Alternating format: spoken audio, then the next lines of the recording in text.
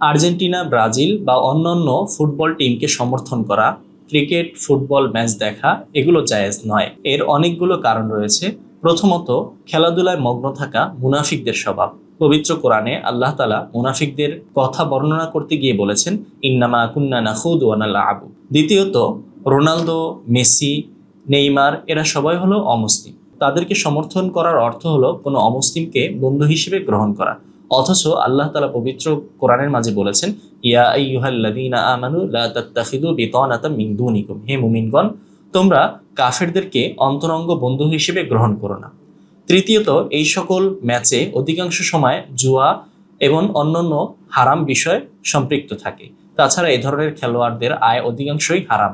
তাদেরকে সমর্থন করার অর্থ হলো হারাম কাজে সমর্থন করা, সহযোগিতা করা। অথচ আল্লাহ তাআলা পবিত্র কোরআনের মাঝে বলেছেন, তাআওয়ানু আলাল বিররি ওয়াত তাকওয়া ওয়ালা তাআওয়ানু আলাল ইসমি ওয়াল উদওয়ান। তোমরা সৎ কাজে এবং তাকওয়ার কাজে একে অপরকে সমর্থন করো, কিন্তু গুনাহ এবং অবাধ্যতার কাজে তোমরা একে অপরকে সমর্থন করো না। এ ধরনের খেলাগুলোর অধিকাংশতেই সতর উন্মুক্তকরণ, নারী পুরুষের অবাধ মেলামেশা এবং বাদ্যযন্ত্রের ব্যবহার হয়, যা সবগুলোই ইসলাম হারাম করেছেন।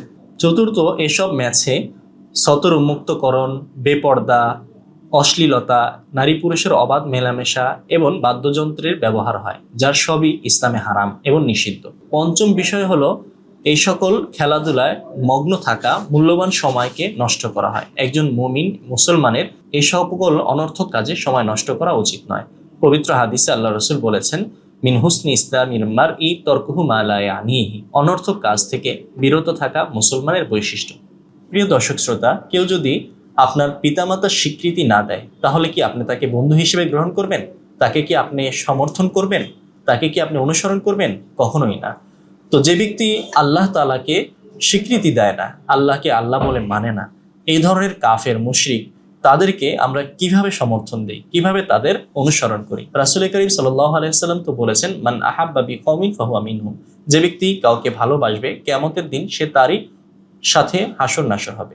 কেউ যদি কাফের, মুশরিকদের সাথে মহাব্বত রাখে, ভালোবাসে, তাদের সাপোর্ট করে, তাহলে কিয়ামতের দিন তাদের সাথেই হাসর নাসর হবে এবং তাদের সাথেই জাহান্নামে যেতে হবে। আল্লাহ তাআলা আমাদের সবাইকে এ ধরনের গর্হিত কাজ থেকে বিরত থাকার তৌফিক দান